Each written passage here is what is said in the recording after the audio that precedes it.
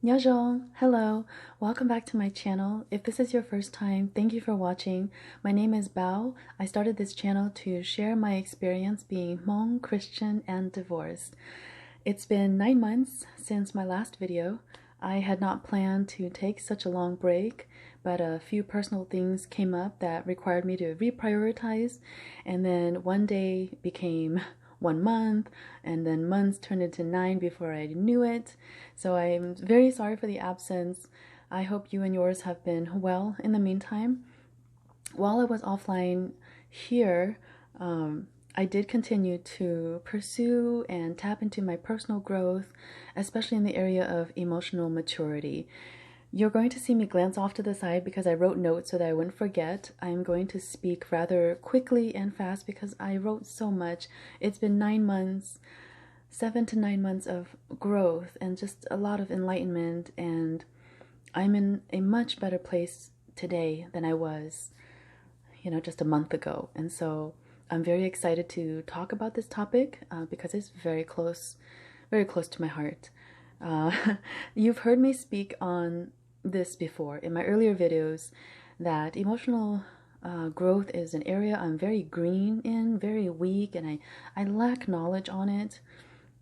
For some reason, growing up, I had zero concept that anyone close to me could want to harm me, whether it be physical, emotional, or psychological. I heard about bad people in movies, in books, and in the news. I never had anyone considered close to me that would be the antagonist in my life. As I got older, I did come to accept that there was actually one person that was very close to me and did almost every day harm me in some sort of way, right up until marriage. But childhood trauma blocks these memories.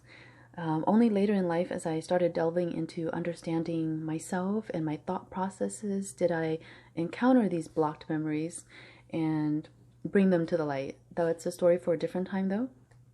Tonight, I want to go back to the topic of abuse and what abuse can look like within the confines of marriage. In my experience, again, this is just my experience. I do want to throw a quick disclaimer that I am not an expert. I am not licensed in giving counsel or resources I can give you if you are going through these things, but I am just sharing my experience. You can take it or leave it. If it helps you or you think might help someone else, then please share the video. I love comments and I would love feedback, so let me know what you think as well. But please, just know that these are my experiences. This is the things that caused my marriage to fall apart, and so I want to share that and just be open and transparent about it. So please don't see this as, anything written in stone, that if what you're feeling and what you're going through doesn't match mine, it doesn't have to.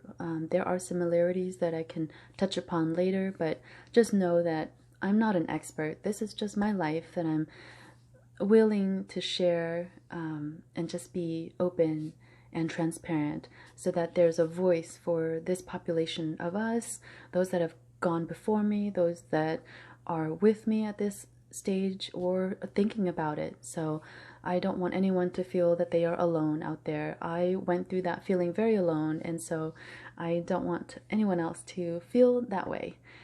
So back to what I was touching upon. This topic, emotional abuse, is part of what I call the Big Five. These are areas that directly impacted and dissolved my marriage from the very beginning, basically. Not recognizing the signs sooner is what caused the corrosion and subsequent damage, just due to lack of maintenance and ill-preparedness, really. Ultimately, it led to the foreclosure, for lack of a better word, and having to uproot myself from an inhabitable environment, basically. The last video touched upon financial abuse, If you haven't seen that, please go back and watch it. I touched upon treachery of financial abuse, and it is an understated practice for control and to display authority, to maybe feel malicious gratification on the other person's end. I don't know. Everybody's different. It was never displayed in any kind of way that there were some sort of gratification in it, but I also have to believe that you can't go that long oppressing and suppressing someone under financial treachery and be happy about it, you know, and not feel some sort of like glee out of it, that you're constantly watching someone always fighting for survival right in front of you. I don't know what word characterizes that kind of person who can think like that and find it acceptable. So, you know, so financial abuse, it can be done in subtle ways. In my situation, my kids and I were made to live in perpetual poverty for all 16 years of the marriage, and also on charity of others as well. In my previous video, you know, I thank them. They were family members that extended love, and I will never forget you. In today's video, though, I want to just discuss another form of abuse, which is emotional abuse. Emotional abuse was very hard for me to see coming. It is also subtle, but carries the same damage. Unlike financial abuse, though, where the damage is physical, you can see that by the lack of material necessities and comforts. Emotional damage hits you on the inside, particularly the mind. Some forms of emotional abuse that I have experienced, and some of these were also found when I was doing my research the last few months.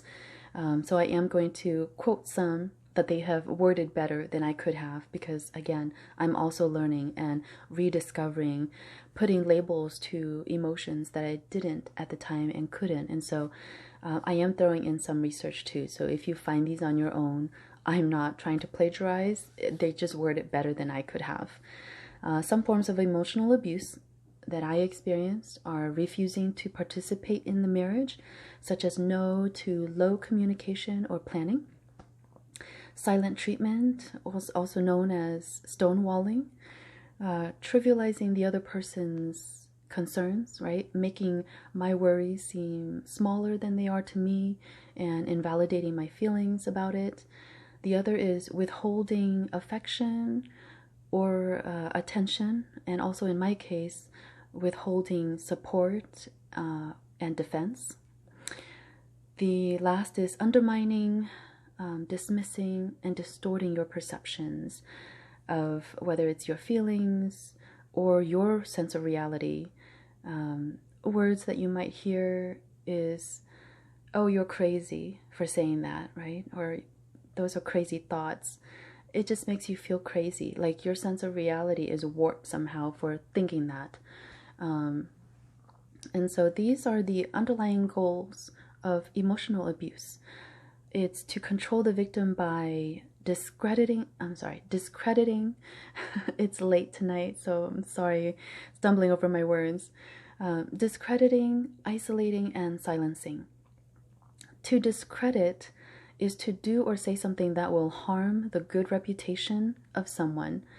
In my experience, he could not discredit me because I did so much visibly and physically for the community that everyone could see what a hard worker I was. My work ethics were never in question. I bent backwards to make him look great. There is nothing he could have done or said to discredit that. I don't have to speak for myself. My actions speak for me. My efforts do that. And, you know, and it's not because I was wanting to protect my reputation, but that's just who I am. I just work hard by nature. The method of isolation, though, that he did use and that I can recall would be to keep me from visiting my family.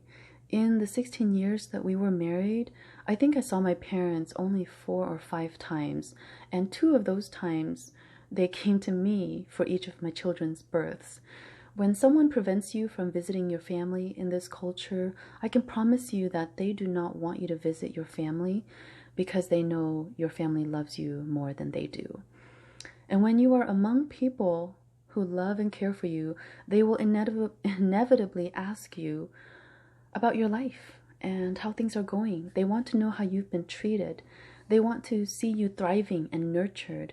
And if you show malnourished, if you show up malnourished and worse for wear than when you left them, something is clearly wrong. And I believe this case of wear and tear on me is what he did not want my father and brothers to see. Whenever I asked to go visit my family, the number one excuse that he would give is, we don't have money. Again, go back to the video on financial abuse. He's right. He was right. We didn't have the money for it. But even if I should say, well, I can buy my own ticket because I saved for it, right? His response would be, well, it's not going to look good if I don't show up with you. And he was saying it wouldn't look good in the eyes of the community because his lack of appearance may be interpreted as being unsupportive of my visit and therefore a sign of disrespect to my parents or brothers. So why should he alone look disrespectful when we both can look disrespectful by not visiting together? In hindsight, I should have just gone and visited them without him, but I had not found my voice or discovered my strength yet. And when year after year you hear the same excuse, you become conditioned and then ultimately stop asking to visit your family.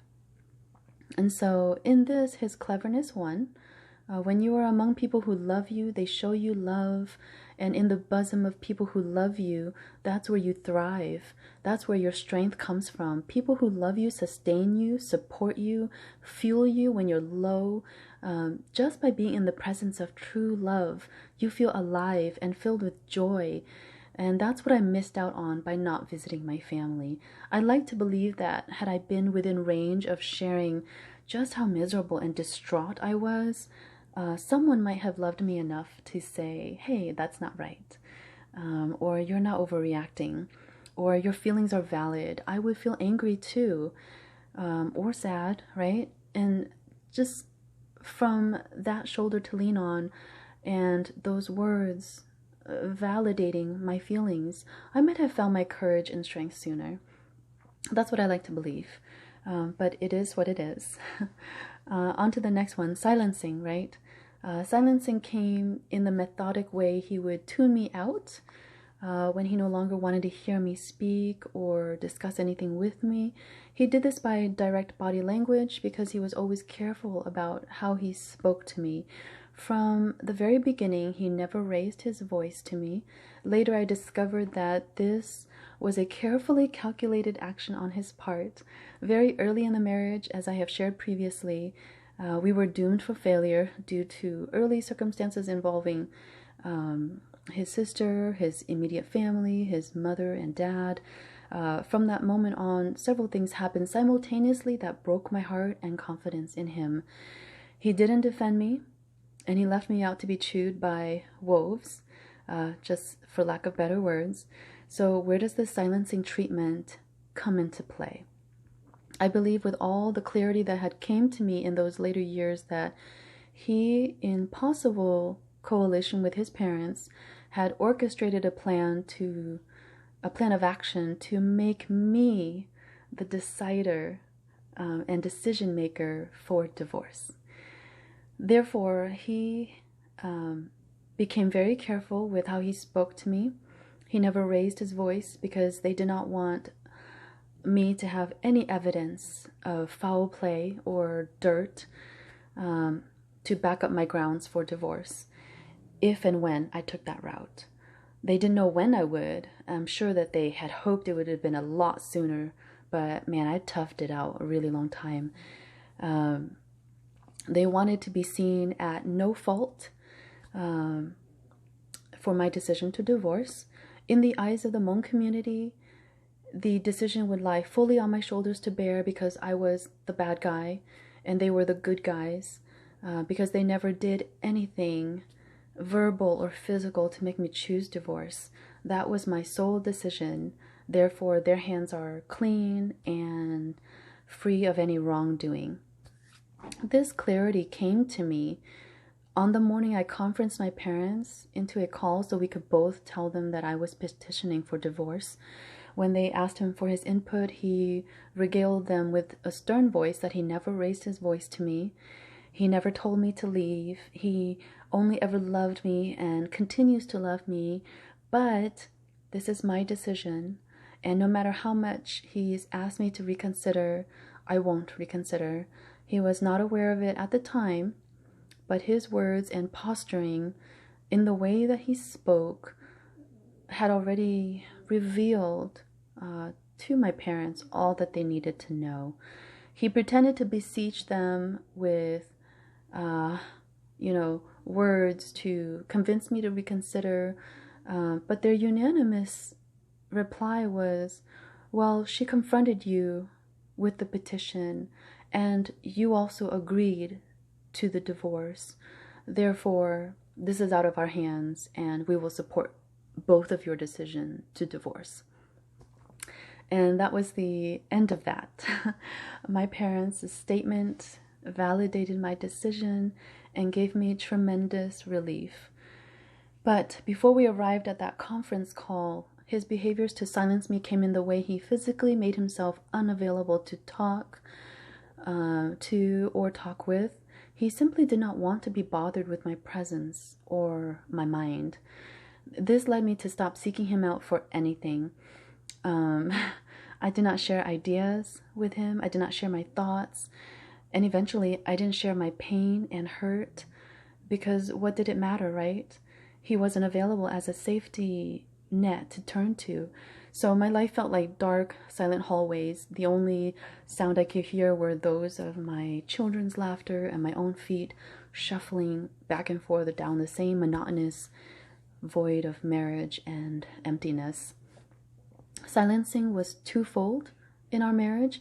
Not only did he successfully keep me from talking to him about anything, but simultaneously he was also punishing me by giving me the silent treatment in return, and by stonewalling, which is when someone withdraws from you and shuts down, or they simply refuse to communicate with you, or they blatantly ignore your presence, which happened to me quite often. So all of this leads me to mention emotional neglect. Emotional neglect typically starts from a young age by parents who are not attentive to the emotional growth of their children for different reasons. I won't go into this because you can Google it on your own and delve into that if you hadn't ever considered that. Okay, emotional neglect. I believe that emotional neglect is an unspoken practice within the Hmong community, the Hmong culture for many generations. Men are raised to be or appear tough, to never show weakness, to be the breadwinner, etc. And women are raised to be mothers and homemakers, to be subservient, to be unnoticeable until convenient, etc. There are specific roles for men and women that have been spoken into norm, and any person that detracts from that so-called norm makes them an undesirable or an outcast. I experienced emotional neglect as a child from my mother. I became the woman and mother that I am today because I wanted to not be like her. That was my only goal. But there is or was no Hmong word for emotional neglect when I was younger.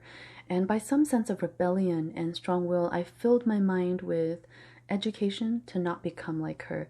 I coped through books, lots of it. I just read a lot. And I was going to use education to break away from that toxicity, which is also not a word that was spoken very often back then. As an adult, I am living proof that emotional neglect can also happen in adult stages, and in my case, in marriages. It's not the same as emotional abuse, so don't confuse the two. Growth, to me, is never ending. At every stage of life, there are lessons to be learned and life to be lived in a manner that is intended by God to be healthy, fulfilling, supporting, nurturing, and loving. Emotional neglect in my marriage looked like this. I come home from a long day of work and enter the front door. I notice he's home already, sitting on the couch, engrossed in the laptop on his belly, headphones on his ears. He doesn't look up. I glance over the kitchen, and dishes are still in the sink. Dinner's not prepped. Trash is full. I don't say anything either because his body language has spoken for him. I drop off my things and start on dinner, doing dishes as I go, adding onto the trash can. I don't speak except to the children and to respond to the children. This goes on for years and years, up until I filed for divorce. If you're asking how did we get to that stage, I think I may have mentioned it in a previous video, but for a short summary, basically it stemmed from me just asking too many questions. Questions he didn't want to answer, but he had the answers to. The more I asked, the less he spoke, until eventually he started to blatantly ignore my presence. The questions I asked weren't tough questions. They were just uncomfortable questions because the questions that I asked and that I wanted to ask, it would force him to face an uncomfortable situation, a reality that was mine, but he didn't want to accept it as his, even though we were both living in the same household. Anyways, I will save that for another time, or if anyone has questions, please, you are more than welcome to place your questions in the comments. I am an open book and I have nothing to hide, but I have a lot to say, and so I don't want to take up too much time.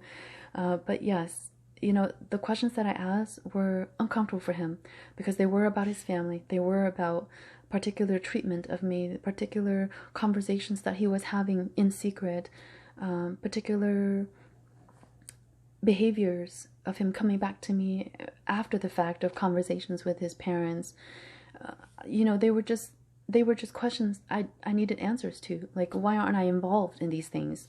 Who am I that you have to come to me to mediate? Why are you the middleman? Why are you carrying your parents' decisions for me, such as changing, you know, asking me to change because there's something wrong with me? That is something that I've never forgotten to this day. You know, him coming to me and saying, hey, my dad says you need to change. And I'm like, change what? You know, you knew me. I was an open book to you. You knew exactly what you were getting when you married me. So what is it that I suddenly need to change because it displeases your parent? So it's just questions like that, you know. They weren't belittling questions. They weren't in any way, you know, blindsiding type of questions. They were questions that he was the only person I could ask for answers to. Excuse me. When you ignore someone day after day, only speaking the bare minimum and never allowing them to ask emotionally charged questions and receiving emotionally stimulating answers, you will stunt their emotional growth. Because that's what happened to me. By this time, I had been forced to become a breadwinner. I was slaving away long hours on my feet at a factory job on second shift so that one of us could always be with the children. I am too concerned about bills, food, bills, and more bills to be concerned about my own emotional well-being and emotional growth. The daily immediate priority was always bills. And secondary to that, trying to give my kids the best childhood I could, trying to shield them from harm, from poverty, and giving them the best of me as a mother every day in their life. Being dealt emotional neglect meant that I had no outlet to share my emotions whatsoever to the one person I was supposed to be able to confide in, share my thoughts with, ask questions for answers to guide me, go to for sound counsel and advice. The one person I was supposed to trust inerrantly, unquestionably. This is how naive I was. I looked at the role of my husband, right? Someone that I had been transparent with, someone that shared with me he was on the same goal level, the same wavelength as me, as far as ambition and drive and passions went. This is someone that I had expected to share equality with, to be an equal with. And instead, after the wedding, I found myself feeling like less, and always being made to feel lesser than he was, even though from the bottom I was always pushing him up and making him look great. So there was a disparage in where we stood. And so the person that I believed who shared the same goals and ambitions turned out to be the most unsafe individual that I could have run across. After the divorce was finalized, I gave myself 2 years to rediscovering myself, my mind, healing my heart, reviving my spirit. My only focus was restoring my life from scratch, removing the terrible credit score that I was subjected to sharing during marriage, and making my own credit score on my own grit and merit. I rebuilt my life and my identity in those 2 years.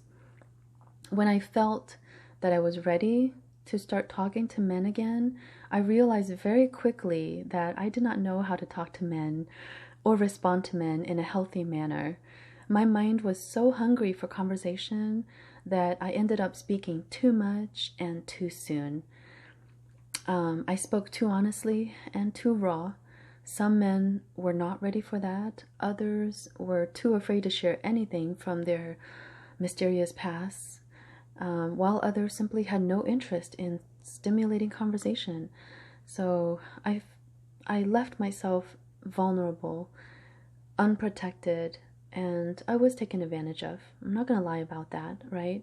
These are men in, their 40s as well, or close to it. They have gone through their own issues, and now they are at a stage of life where it's only about them, and there's very, very little room and space to accommodate someone like myself who is hungry for growth, hungry for guidance and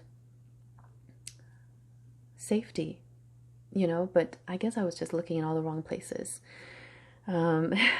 So these interactions left me feeling very small. I don't know how else to describe it. It showed me how very immature I was in the area of emotional growth and stability. I was taken aback by it, having learned that in all the years that I was married, I behaved like a high schooler. My mind was the equivalent of someone beginning their first date, because he was my first, and then my first marriage, and then after him I didn't talk to any guys, and so I was a mess, as my bestie keeps telling me. So yeah, either I swung too far and too fast in one end of the spectrum, or it was too fast and too far in the other end. There was no middle ground for me. I didn't know where the middle ground was.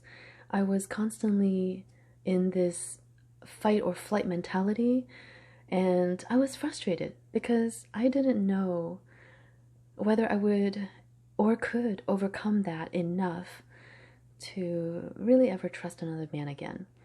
So